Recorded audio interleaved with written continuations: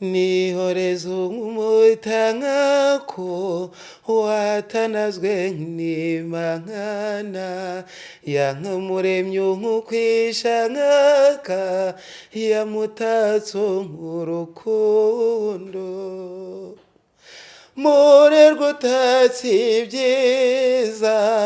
muhoza w'abanyabyeyi teta suteye imbabazi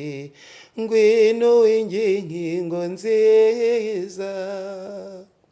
wankuramukanyimana mbese mwiza w'abankagukunda wunkuzuye ishyanirwe sanze utenkeye ubwuzu Mayimana hahirwa fina wawe unkuko ifite